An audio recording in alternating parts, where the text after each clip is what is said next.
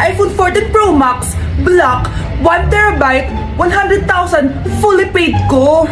At saan mo na naman nakuha yan, be?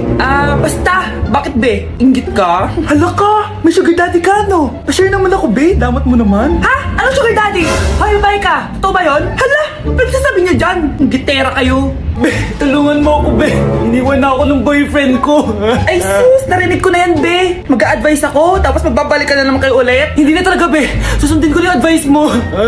Totoo na yan, be, ah. O, ito gagawin mo. Unang-una, huwag mo na siya i-chat. Sige, sige. A few moments later. Hi, be! Kami na ulit ni Marco. Ay, hello. Ikaw yung best friend niya, di ba? Mahal na mahal talaga ako ng best friend mo.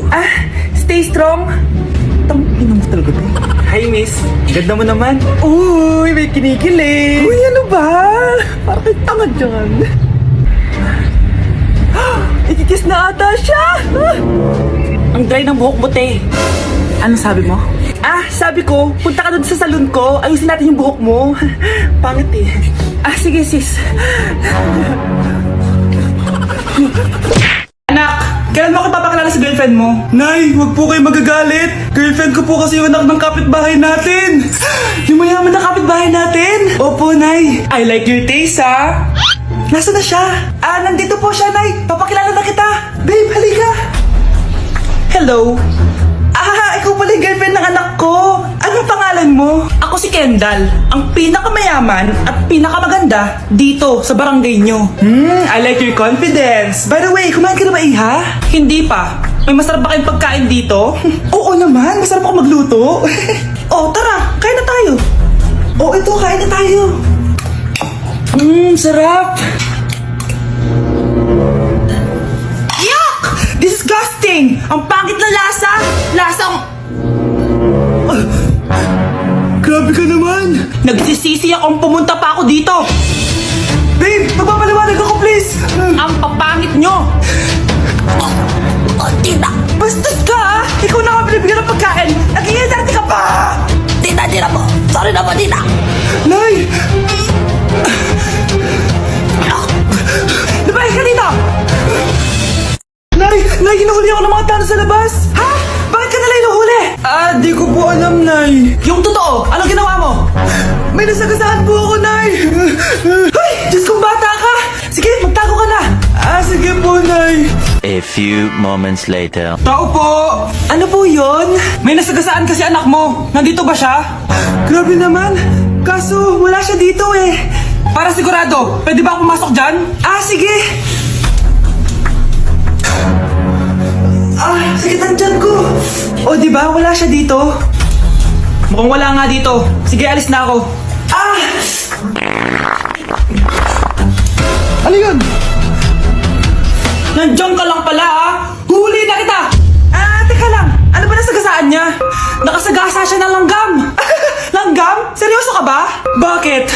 May buhay din sila. May pamilyang naghihintay sa kanila. Sige, huli niyo na yan. Total, puro kain at tulog lang naman ginagawa niya dito. Delivery po. Anong delivery? Parang wala naman ako in-order, kuya. Nakasulat po dito, Susan. Kayo po ba yun, ma'am? Oo. Sige, baka nakalimutan ko lang. Nay, ano po yan? Cellphone? Di ba mahal to? Opo, Nay. Paano ka nakabili niyan? Siguro nanalo ng raffle si nanay. Nay? Oo, anak. Bakit? Nabalitaan niyo na ba, Nay? Uso yung mga scammer ngayon. Totoo ba? Grabe na talaga ngayon, anak. Sabi sa nakita ko, Nay, nang scam daw siya ng mamahaling cellphone gamit ang credit card ng ibang tao. At ito pa yung malala, Nay. Nang scam daw din siya ng pera. Delivery po. May delivery ata, anak. Delivery po. Ikaw na naman, kuya. Susan po ulit, ma'am. Wala naman nga ako in-order. Wala akong magagawa dyan, ma'am. Sa'yo nakapangalan eh. Sige na po, una na ako. Ano na naman laman neto? Pera? Ito ba yung sinasabi ni Scarlett na galing sa scam? Pero bakit sa akin nakapangalan? Anong gagawin ko dito? Hindi naman ako yung scammer. Nay, may naghahanap po sa inyo sa labas. Anak! Sige, pupunta na ako.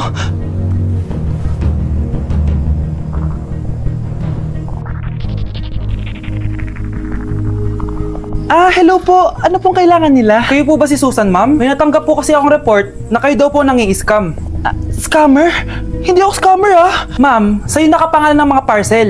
Kaya sumama ka na sa amin. Hindi nga ako scammer! Ikukulong ka na namin. Huwag niyo ko ikulong! Hindi ako scammer! Itigil niyo na yan! Hindi si nanay ang scammer. Pero nasa bahay na to, ang totoong scammer.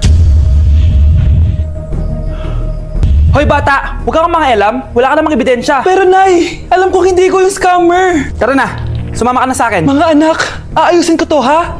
Babalik din ako, okay? Kung sino man sa inyo yung totoong scammer, umamin na kayo! Nakulong si nanay, di ba? Ate, walang may gustong makulong si nanay. Tsaka bakit kami lang tatlo sinisisi mo? Eh baka ikaw talaga yung totoong scammer. Imbes na magsisihan tayo, magtulungan na lang tayo para kay nanay. Malalaman ko rin ng totoo. Delivery po! Gabi na, may nagde-deliver pa? Kuya, kaninong parcel yan? Kay Susan po ulit. Ha? Ano nangyari yun? Eh nasa kulungan na si nanay. Aba ma'am, hindi ko po alam. Taga-deliver lang po ako eh. Sige na po. Oh, nasa gitna yung kalaban ha? Hoy, ayusin mo na itong mga damit mo. Ilagay mo muna dyan sa kama. Oh, ayun na! Paano naman ito laman ng parcel na to? Nakakainis, talo na naman. Ano ba ito? Ba't nandito to? Ito ba yung galing sa scam?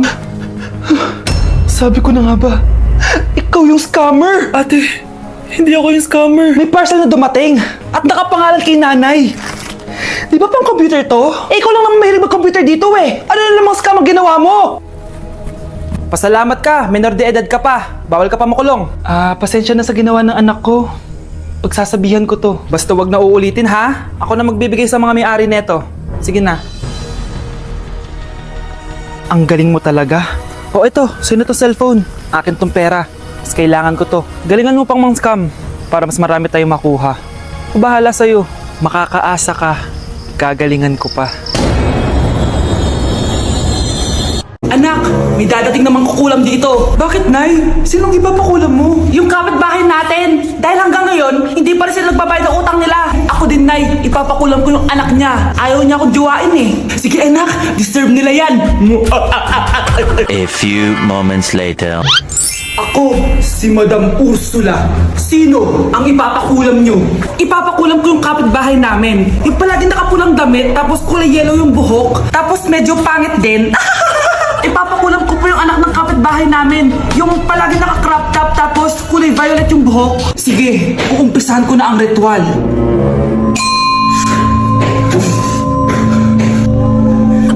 Ayaw mo magbayad ha? Ayaw mo akong jowain ha? Disturb mo yan. Uy Mars, may bisita ka pala. Ay Mars, gusto na? Eto, magbabayad na ako sa'yo ng utang ko. Ganun ba? Well, hello Kyle. Gusto ko lang sabihin na jojowain na kita. Talaga? Teka, sila ba yung mga pinapakulam nyo? Ano? Ipapakulam nyo kami? Mars, magpapaliwanag ako. Hindi na ako magbabayad sa'yo. Akin na to. Ba't kasi di agad nagbabayad? Akala ko ba naman iba ka sa kanila? Hindi na kita jojowain. Ang pangit mo. Ang daya mo naman. Dapat ako panalo eh. Wala akong ginagawa ha. Patas lang yung laban. Ang pangit mo kalaro. Nay! Oh, bakit anak? Pinalo niya ako, Nay! Pinalo ka na ito? Di ka ba tinuturuan ng tamang asal? Nanay! Oh, anong nangyayari? Pinalo niya ako, Nay! Hoy, ba't mo pinalo anak ko? Pumapatol ka ba sa bata? Ay, Mare, parang di kasi tinuturuan ng magulang yan eh. Aba, sinasabi mo sa akin na wala akong kwentang magulang? Di naman, Mare. Ikaw nga eh, chismosa. Di masarap magluto tapos ang baho mo pa. Ang baho na mukha mo. Di ka marunong make up. Tingnan mo nga mukha mo. Mukha kang clown na nalugi. Aba, halika dito. Halika. Mare, tuturuan mo lang ng asal yung anak mo. Di magawa. Ang tanda-tanda mo na pumapatol ka pa rin sa bata. Sorry na. Laro na lang tayo ulit. Sige.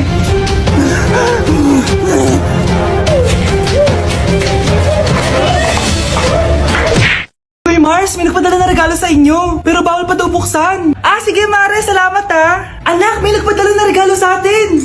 Ang laki naman neto, Nay. Kaso, bawal pa daw buksan. Sige po, Nay. A few moments later. Kabadrip, mga bobo kasi, mga bobo. Tutulog na lang ako. Savage!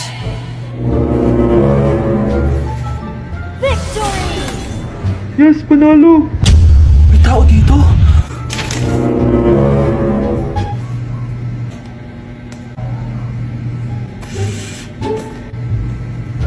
One hour later. Anak, magtik si Mari. Buksan na daw natin. Sige po, Nay. Bubuksan ko na. 1, 2, 3. Surprise! Sakit Ay, sorry. Han, I miss you. Han. Managinip lang. Hoy, saan mo dadalhin yan? Tatapon ko na po, Nay. Wag! Akin na yan! Asan na yun? Bakit basura naman neto? Nandito tatay mo, diba? Nung pinagsasabi niya, Nay, nasa ibang bansa si tatay. Hindi bata! Hindi bata!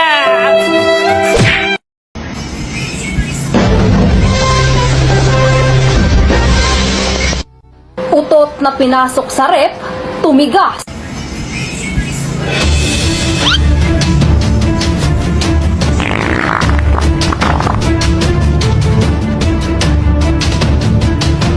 One hour later.